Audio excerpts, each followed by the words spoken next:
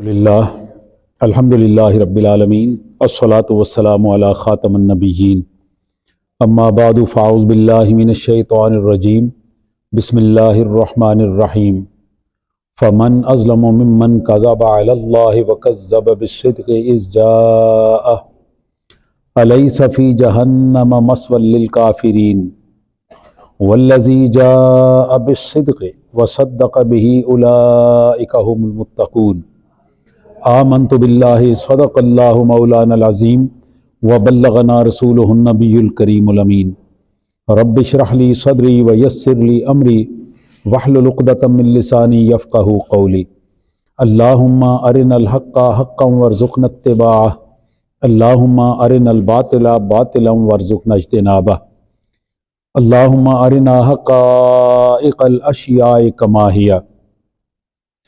میرے پیارے دوستو ساتھیو، السلام علیکم ورحمۃ اللہ وبرکاتہ۔ پچھلے جمعے پہ ہم سیدنا ابو بکر صدیق رضی اللہ تعالیٰ عنہ کے بارے میں گزارشات پیش کر رہے تھے اور آج اسی کو آگے کنٹینیو کرتے ہیں۔ میں نے آپ کے سامنے سورہ الزمر 39 نمبر سورت 32 نمبر آیت اور 33 نمبر آیت، یہ دو آیات تلاوت کی ہیں۔ اللہ تعالیٰ کا قرآن پاک میں ارشاد ہے فَمَنْ أَظْلَمُ مِمَّنْ كَذَبَ عَلَى اللَّهِ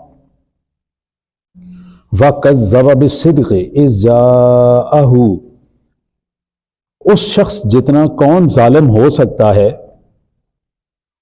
جو اللہ تعالیٰ کے ساتھ جھوٹ باندھتا ہے۔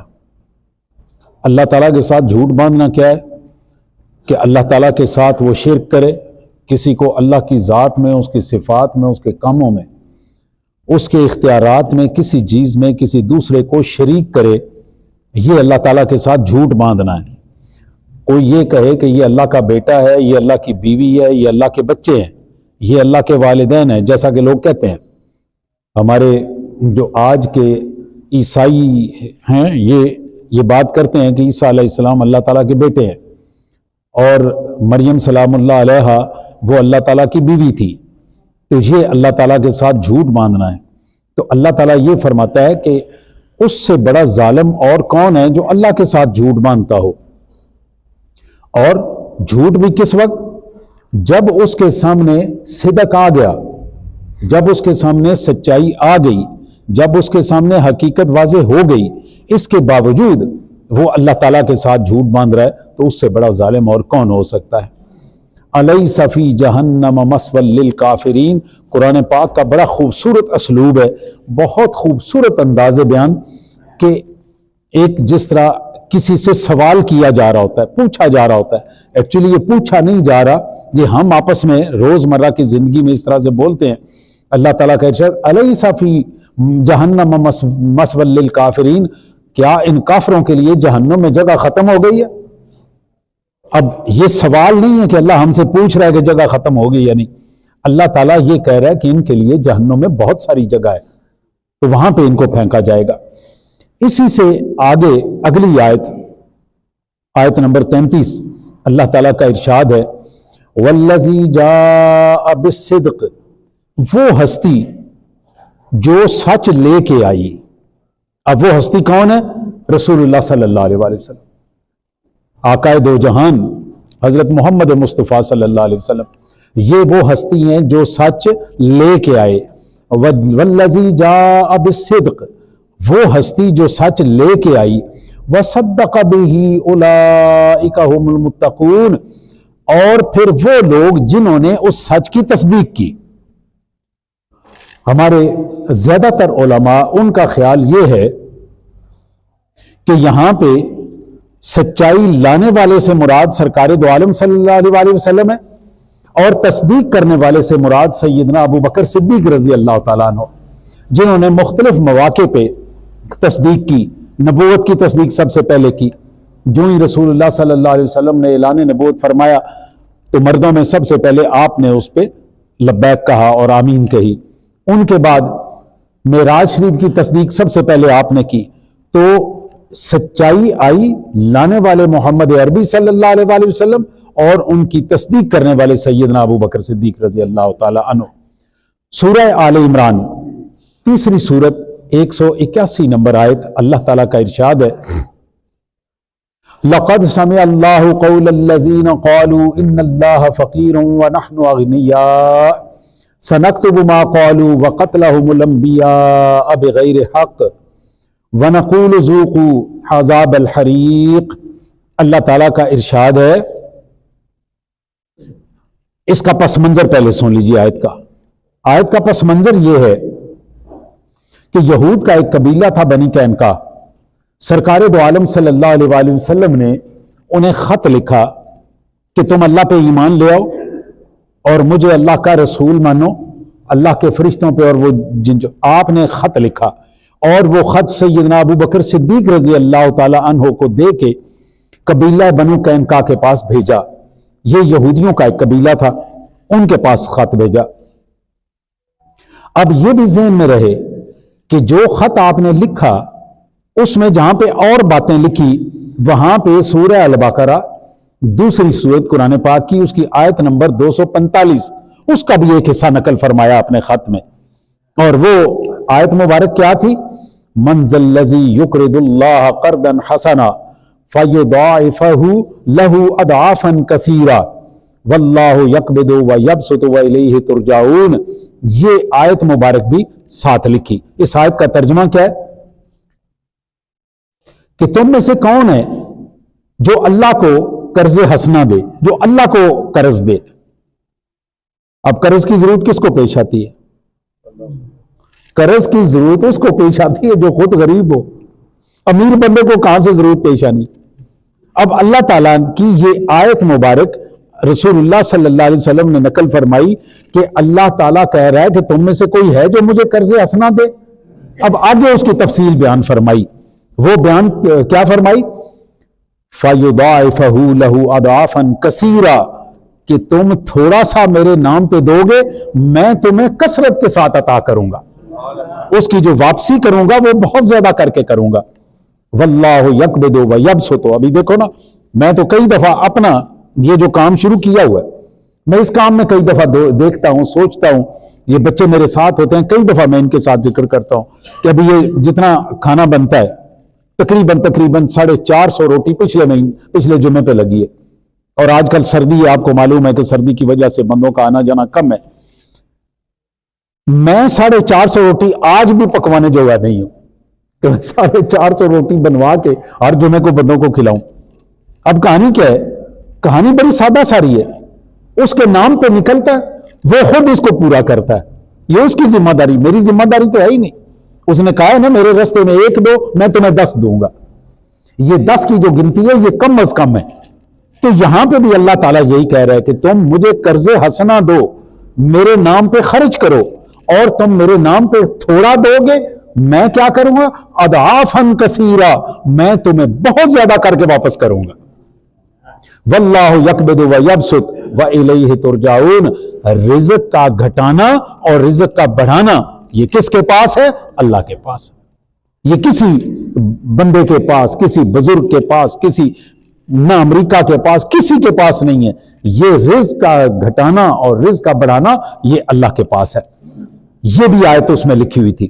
جب سیدنا ابو بکر صدیق رضی اللہ تعالیٰ عنہ نے بنو قینقاع قبیلے کے پاس جا کے وہ خط دیا تو ان کے قبیلے نے یہ خط سنا، ان میں ایک شخص تھا، اس نے اٹھ کے ایک بات کی، اس کا نام تھا فخاص بن عزورہ۔ فخاص بن عزورہ نے جس وقت یہ والی آیت مبارک اس خط میں سنی تو اس نے آگے سے کیا کہا؟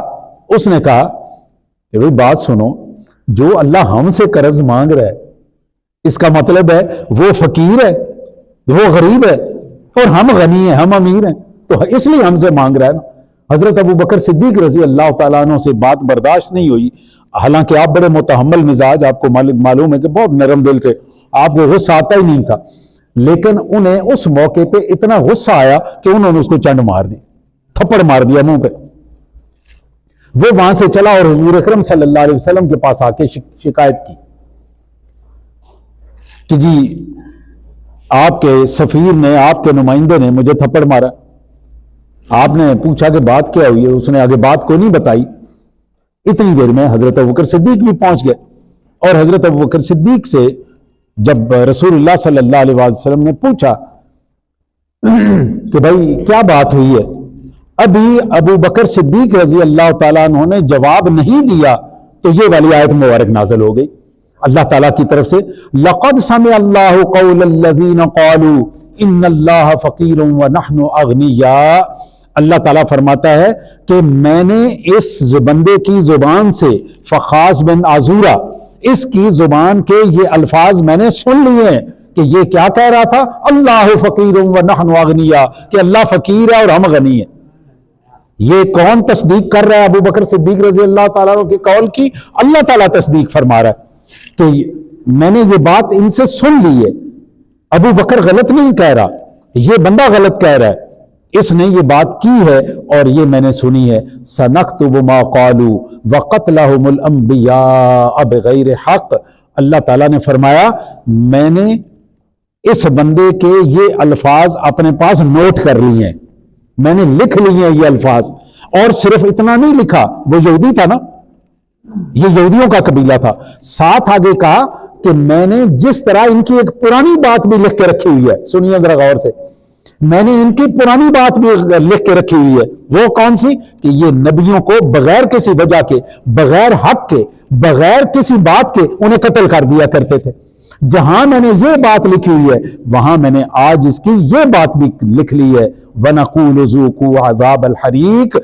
اب میں ان ساری باتوں کو جمع کر کے انہیں کہاں جا کے سزا دوں گا؟ جہنم میں سزا دوں گا، جہنم کی سزا اللہ تعالیٰ نے، ورنہ ادھر بھی مار سکتے تھے، ادھر بھی اس کو سزا دے سکتے تھے، لیکن اللہ تعالیٰ کا ایک اپنا قانون ہے۔ تو اللہ تعالیٰ یہ والی جو آیت ہے یہ بھی رسول اللہ صلی اللہ علیہ وسلم کی طرف سے اور اللہ کی طرف سے صدیق اکبر رضی اللہ تعالیٰ عنہ کی ایک تصدیق ہے۔ آگے آئیے،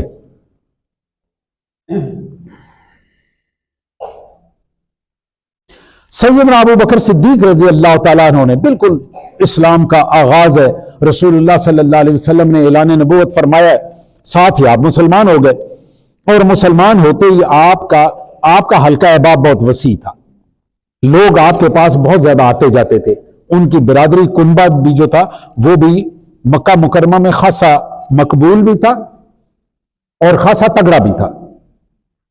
اللہ تعالیٰ نے حضرت ابوبکر صدیق رضی اللہ تعالیٰ عنہ کی زبان میں کوئی ایسا اثر رکھا تھا کہ جس بندے کے ساتھ بات کرتے وہ ان کا گرویدہ ہو جاتا۔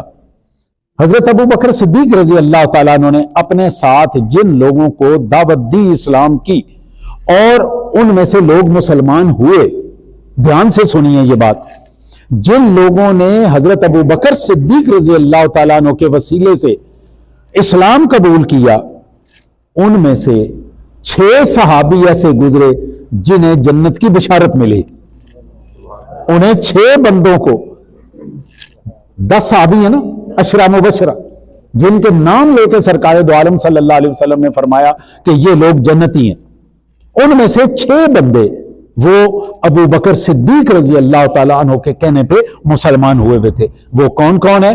نمبر 1 حضرت عثمان بن عفان، حضرت عثمان غنی رضی اللہ تعالیٰ عنہ، جو حضور اکرم صلی اللہ علیہ وسلم کے 2 داماد ہیں، 2 بیٹیاں سرکار دو عالم صلی اللہ علیہ وسلم کی یکے بعد دیگرے آپ کے نکاح میں آئیں، تو حضرت عثمان ذی النورین رضی اللہ تعالیٰ عنہ اور زبیر بن عوام رضی اللہ تعالیٰ عنہ، طلحہ بن عبید اللہ، سعد بن ابی وقاص، عبد الرحمن بن عوف اور ابو عبیدہ ابن الجراح، عشرہ مبشرہ کے 10 صحابیوں میں سے یہ 6 صحابی وہ ہیں جو ابو بکر صدیق رضی اللہ تعالیٰ عنہ کے کہنے پہ مسلمان ہوئے۔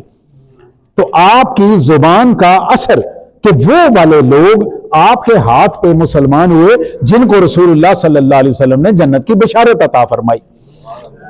اب 7ویں آپ خود ہو گئے، پیچھے کتنے رہ گئے؟ 3۔ وہ 3 کون کون سے ہیں؟ حضرت عمر فاروق رضی اللہ تعالیٰ عنہ، حضرت سیدنا علی المرتضیٰ شیر خدا رضی اللہ تعالیٰ عنہ اور حضرت سعید بن زید رضی اللہ تعالیٰ عنہ، یہ 3 بھی ساتھ شامل کریں تو عشرہ مبشرہ کے 10 صحابی پورے ہو جاتے ہیں۔ میرے پیارے دوستو آگے آئیے، ایک چیز آپ کو سناؤں۔ حضرت ابوبکر صدیق رضی اللہ تعالیٰ عنہ نے جب خلافت سنبھالی تو یہ وہ موقع تھا جس موقع پہ سرکار دو عالم صلی اللہ علیہ وسلم کا وصال ہوا، آپ کا وصال ہو چکا ہے اور یہ وحی نازل ہو چکی، الیوم اکملت لکم دینکم واتممت علیکم نعمتی ورضیت لکم الاسلام دینا، کہ میں نے آج اپنا دین مکمل کر دیا، تو وہ دین اس میں مکمل ہو گیا، اور اسلام کو اللہ تعالیٰ نے آپ کے اور میرے لیے دین کے طور پہ پسند فرما لیا۔ اب یہ اللہ کی طرف سے حکم آ چکا، نافذ ہو چکا۔ اب رسول اللہ صلی اللہ علیہ وآلہ وسلم کے پاس ایک وہ سہولت تھی کہ آپ نے دل میں بات سوچی، اللہ تعالیٰ نے جبریل کو بھیجا، جا کے میرے محبوب سے کہو یہ کام یوں کر لو۔ اب جس وقت سرکار دو عالم صلی اللہ علیہ وسلم کا وصال ہو گیا، اس کے بعد یہ سہولت ختم ہو گئی۔ اب آنے والوں نے جو فیصلہ کرنا ہے، وہ فیصلہ کس پہ کرنا ہے؟ اپنی رائے پہ کرنا ہے، اپنی سوچ پہ کرنا ہے۔ اب وحی کی گائیڈنس نہیں ہے، اب اللہ کی طرف سے جبریل علیہ السلام آ کے بتانے والے نہیں ہیں، اور فیصلہ کس کی طرف سے کرنا ہے؟ رسول اللہ صلی اللہ علیہ وسلم کی طرف سے نا، ان کی جگہ پہ بندہ بیٹھا ہوا ہے۔ تو یہ بڑا نازک دور تھا۔ اب ابو بکر صدیق رضی اللہ تعالیٰ عنہ نے اپنے 2.5 سال کے عرصے میں جو فیصلے کرنے ہیں، وہ قیامت تک آنے والے لوگوں کے لیے بنیاد بننے ہیں کہ ہم نے کل کو فیصلے کیسے کرنے۔ ان میں 2 فیصلے آپ کے سامنے میں رکھتا ہوں۔ ایک فیصلہ کہ حضرت ابو بکر صدیق رضی اللہ تعالیٰ عنہ، ان سے پہلے رسول اللہ صلی اللہ علیہ وآلہ وسلم نے ایک لشکر وہ تیار کیا ہوا تھا موتا کے لیے، اور اس کے لیے یہ غزوہ نہیں تھا، یہ سریہ تھا۔ اس کے لیے کس کو تیار کیا؟ حضرت اسامہ بن زید بن حارث رضی اللہ تعالی عنہ، ان کو تیار کیا۔ اب حضرت اسامہ کے ساتھ جو لشکر تیار کیا، اس لشکر میں ذرا دیکھیے اسامہ کون تھے؟ زید بن حارث کے بیٹے، اور زید بن حارث کون تھے؟ سرکار دو عالم صلی اللہ علیہ وسلم کے غلام تھے، تو غلام کا بیٹا ہوا نا۔ اب اس غلام کے بیٹے کے نیچے کون کون لوگ تھے؟ نام سنیے۔ سب سے پہلے حضرت عمر بن خطاب رضی اللہ تعالیٰ عنہ۔ آپ اندازہ کیجئے کہ کتنے بڑے قبیلے کا ایک بڑا آدمی یہ ایک غلام کے بیٹے کے نیچے، سپہ سالار کے نیچے اس کو روانہ کر رہے ہیں۔ دوسرا سنیے، ابو عبیدہ ابن الجراح، یہ بھی ان 10 صحابیوں میں شامل ہیں جنہیں جنت کی بشارت دی گئی۔ یہ بھی بہت بڑے صحابی ہیں، کبھی کسی وقت انشاءاللہ ان کا تذکرہ سناؤں گا کہ یہ بندہ کتنا دلیر تھا، اور آج اسلام کی جو بنیاد کھڑی ہوئی ہے اس میں ابو عبیدہ ابن الجراح کا کتنا حصہ ہے۔ یہ لوگ اسی طرح سے اور بڑے بڑے صحابہ اکرام یہ اس میں شامل تھے۔ کچھ صحابہ کو اس پہ تکلیف بھی تھی، انہوں نے آ کے رسول اللہ صلی اللہ علیہ وسلم سے عرض کی کہ آپ اس طرح کریں کہ اسامہ کو نہ بھیجیں، ہم اتنے بڑے لوگ ہیں، ہم میں سے کسی کو ساتھ بنا دیں۔ تو رسول اللہ صلی اللہ علیہ وسلم باہر تشریف لائے، منبر پہ تشریف رکھی آپ نے، اور منبر پہ بیٹھ کے آپ نے فرمایا کہ میں نے جس دن اس سے پہلے فلاں شخص کو کام دیا تھا، تم نے اس وقت بھی تمہیں اس کی پسند نہیں آیا تھا میرا فیصلہ، اور آج اس کا فیصلہ پسند نہیں۔ میں نے اسامہ کو اس مہم کے لیے تیار کر دیا، اب یہ اس کے ساتھ رہے گا، اور جن لوگوں کو اس کے نیچے رکھا ہے وہ اس کے ساتھ جائیں گے۔ آپ نے روانہ کر دیا۔ مدینہ منورہ سے ابھی تھوڑی دوری باہر گئے تھے تو رسول اللہ صلی اللہ علیہ وسلم کا وصال ہو گیا، تو یہ مہم جو تھی واپس آ گئی۔ سیدنا ابو بکر صدیق رضی اللہ تعالیٰ عنہ نے خلافت سنبھالی، اور خلافت سنبھالنے کے بعد جو پہلا حکم دیا وہ یہ تھا کہ اسامہ کے لشکر کو روانہ کیا۔ اسامہ خود حاضر ہو گئے، ذرا سنیے، حضرت اسامہ خود حاضر ہوئے اور آ کے عرض کیا کہ اے خلیفۃ المومنین، اب دیکھیے رسول اللہ صلی اللہ علیہ وآلہ وسلم جس وقت خود حیات تھے اس وقت کے حالات کچھ اور تھے، آج کے حالات کچھ اور ہو گئے۔ ادھر وہ نبی اور اس کی وہ جو بیوی تھی مسلمہ کذاب، اور اس کی بیوی جس نے نبوت کا دعویٰ کیا ہوتا سجاد بنت حارث، یہ دونوں کے دونوں انہوں نے بڑی لمبی فوج تیار کی ہوئی ہے۔ تو میرا خیال ہے کہ ہم ایک دفعہ ان کے ساتھ نبڑ لیں، حالات تھوڑے سارے ٹھنڈے ہو جائیں، اس کے بعد لے جائیں۔ آپ نے ناراضگی کا، خفگی کا اظہار کیا۔ اتنی دیر میں حضرت عمر آ گئے رضی اللہ تعالیٰ۔ حضرت عمر نے آ کے بھی یہی بات کی، تو حضرت ابو بکر صدیق اٹھے اور کہتے ہیں خطاب کے بیٹے تو مجھے اس بندے کو معزول کرنے کے لیے کہہ رہا ہے جس کو رسول اللہ صلی اللہ علیہ وسلم نے خود امیر مقرر کیا. آپ ذرا ابو بکر صدیق رضی اللہ تعالیٰ عنہ کا جواب سنیے کہ تو مجھے وہ بندہ معزول کرنے کے لیے کہہ رہا ہے جس کو کس نے مقرر کیا؟ رسول اللہ صلی اللہ علیہ وسلم نے خود مقرر کیا. یہ میں کیسے کر سکتا ہوں؟ آپ نے دوبارہ اس کو بھیج دیا اور یہ لشکر الحمدللہ اپنا کام کر کے واپس. لمبی وہ تفصیل ہے، پھر کسی وقت عرض کریں گے. حضرت ابوبکر صدیق رضی اللہ تعالیٰ عنہ کے دماغ میں یہ بات پکی تھی کہ جو بندہ رسول اللہ صلی اللہ علیہ وسلم نے مقرر کر دیا ہے، جو حکم رسول اللہ صلی اللہ علیہ وسلم نے فرما دیا، وہ حکم ہمارے لیے حرف آخر ہے. آئیں آپ کو دوسری حدیث مبارک. یہ جنگ ہوئی، اس کے بعد مسیلمہ کذاب سے جنگ ہوئی جس کو جنگ یمامہ کہتے ہیں. اس نے نبوت کا دعویٰ کیا ہوا تھا اور رسول اللہ صلی اللہ علیہ وسلم اپنے دور میں اس کے لیے مہم تیار کر رہے تھے. پھر حضرت ابوبکر صدیق رضی اللہ تعالیٰ عنہ نے اس کے لیے مہم تیار کی. پہلے اکرمہ بن ابو جہل کو بھیجا اور حضرت شرجیل کو کہا کہ تم نے اس کا پہنچنا ہے، لیکن حضرت شرجیل ابھی نہیں پہنچے تو اکرمہ نے ان پہ حملہ کر دیا، لیکن فتح نہیں ہو سکی بلکہ شکست ہو گئی. حضرت ابوبکر صدیق نے پھر حضرت خالد بن ولید رضی اللہ تعالیٰ عنہ کو بھیجا. انہوں نے جا کے اب لشکر کا ذرا اندازہ لگائیے کہ لشکروں کا سائز کیا ہے. جو مسلمان لشکر تھا اس میں 13,000 آدمی تھے، اور جو مسلمہ کا لشکر تھا اس میں 50,000 آدمی تھا. اور مزے کی میں کئی دفعہ حیران ہوتا ہوں جس وقت میں یہ پڑھتا ہوں نا کہ ہم آج پورے عالم اسلام کے 58 ملک، ہماری اگر ملا کے ہم پورے کے پورے 58 ملکوں کی فوج نکالیں 80 لاکھ کی فوج بنتی ہے. اس دنیا میں کسی قوم کی 80 لاکھ کی فوج نہیں ہے. ہم گنتی سے ڈر جاتے ہیں. وہ 13,000 ہو کے 50,000 سے نہیں ڈرے اور نکل گئے ادھر جا کے. اور جا کے جو ان کی جنگ ہوئی، ذرا اگلے اعداد و شمار دیکھیے. یہ اس وقت تو انہیں پتا نہیں تھا نا کہ ہم جا رہے ہیں تو ہمارے ساتھ کیا ہونا ہے. ہم 13,000 بندے ہیں، یہ معلوم تھا. یہ میں آپ کو جو 50,000 بتا رہا ہوں یہ سب سے کم گنتی ہے. تاریخ میں 1 لاکھ بھی لکھا ہوا ہے، لیکن میں آپ کو کم سے کم گنتی بتا رہا ہوں. اور مسلمانوں کی گنتی زیادہ سے زیادہ بتا رہا ہوں. مسلمانوں کی گنتی 12 سے 13,000 اور مسلمہ کی جو گنتی تھی وہ 50 سے 1 لاکھ، 50,000 سے 1 لاکھ تک کی گنتی. اب یہ لشکر لے کے چل پڑے اور انہوں نے یہ جنگ لڑی. اس جنگ میں مسلمانوں کے 1200 بندے شہید ہوئے. کتنے؟ 1200 آدمی مسلمانوں کے شہید ہوئے. اور مسلمہ کے 50,000 میں سے جو تاریخ لکھتی ہے وہ کہتی ہے کہ 20 سے 30,000 بندے مارے گئے. اب 20,000 بھی کوئی تھوڑی گنتی نہیں ہے. وہ کوئی ایک بم مار کے کوئی 1000 بندہ نہیں گرایا گیا، وہ تیروں سے تلواروں سے مرے ہوں گے نا. اور وہ بھی بڑا دلیر قبیلہ تھا ان کا جس نے بڑا مقابلہ کیا، لیکن اللہ تعالیٰ کی نصرت مسلمانوں کے ساتھ تھی. حضرت ابوبکر صدیق رضی اللہ تعالیٰ عنہ نے یہ لشکر بھیجا. اس میں سے جب جو 1200 بندہ شہید ہوا، ان 1200 بندوں میں تقریباً 700 حافظ قرآن تھے.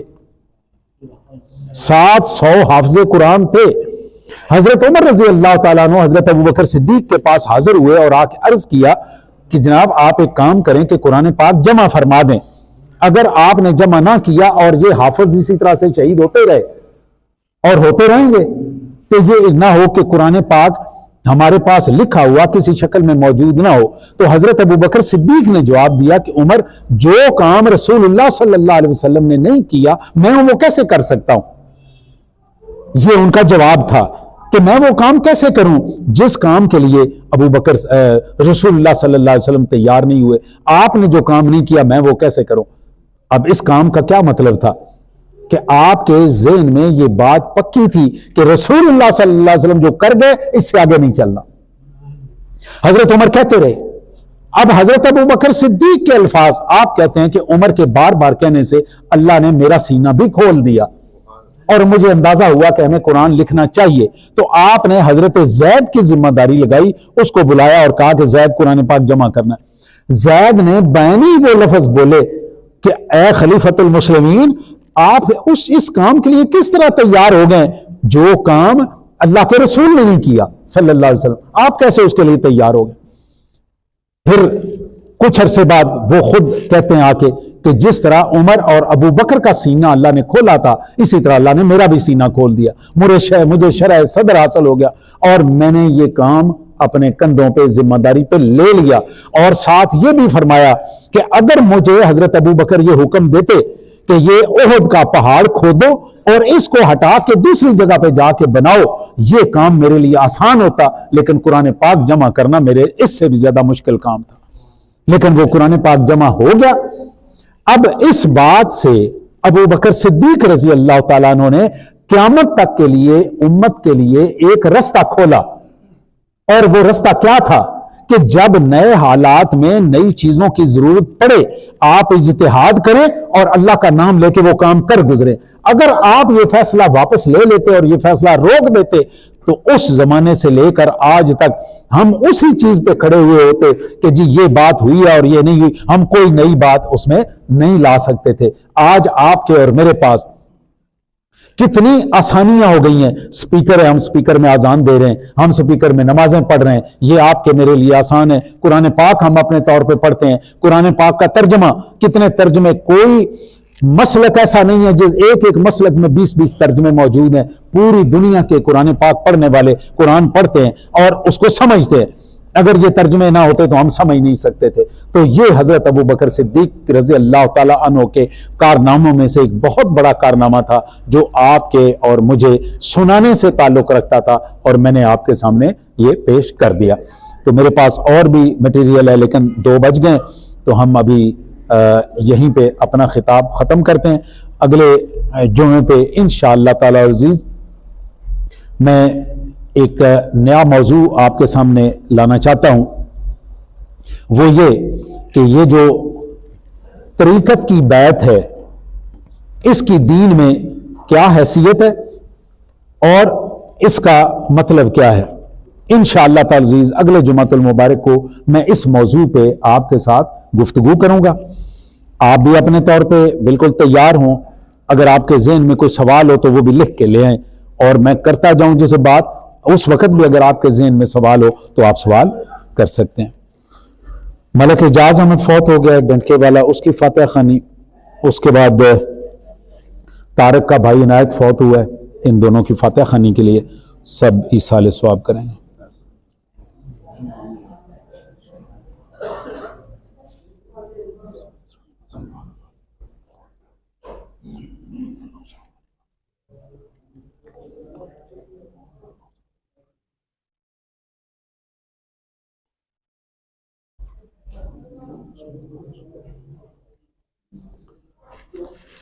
آج مغرب کے بعد ہمارے پاس یہیں اسی مسجد میں، مسجد صدیقین الطافیہ میں مغرب کے بعد انشاءاللہ محفل ہوگی سیدنا صدیق اکبر رضی اللہ تعالیٰ عنہ کی شان میں۔ ہمارا ایک پیر بھائی ہے برج اگرائر، وہاں اس کا نام ہے شوکت رنجا، تو وہ یہ محفل ایکچولی کروا رہا ہے، وہ باہر ہوتا ہے، وہ تینوں بھائی باہر ہیں، تو اس نے مجھے اس دن فون کیا جی کہ میں محفل کرانا چاہتا ہوں، گھر میں مرد کوئی نہیں ہے تو آپ وہاں پہ محفل کروا لیں۔ تو یہ ساری کی ساری محفل کا انتظام شوکت کی طرف سے۔ تو میری آپ سے گزارش ہے کہ آپ کو معلوم ہے کہ میں یہ پروگرام بڑے مختصر کرتا ہوں، مغرب کی نماز کے فوراً بعد تلاوت، ایک نعت، اس کے بعد میں نے انیس حیدر کو گزارش کی ہے کہ انیس حیدر بھی ہوں گے اور انشاءاللہ کوئی 10-15 منٹ وہ آپ سے گفتگو کریں گے اور 10-15 منٹ انشاءاللہ تعالی عزیز میں اس پہ گفتگو کروں گا۔ تو میری آپ سب سے گزارش ہے کہ آپ سب تشریف لائیں، ہمارے ساتھ اس میں شامل ہوں، اور یہ سارا ثواب جو شوکت نے اپنے بزرگوں کے لیے رکھا ہے تو اللہ تعالیٰ کے اس ثواب میں آپ بھی شامل ہوں اور اس میں حصے دار بنیں۔ اس نے کھانے کا بھی انتظام کروایا ہے، انشاءاللہ تعالی عزیز وہ بھی ساتھ سرو ہوگا۔ جنہوں نے سنتیں ادا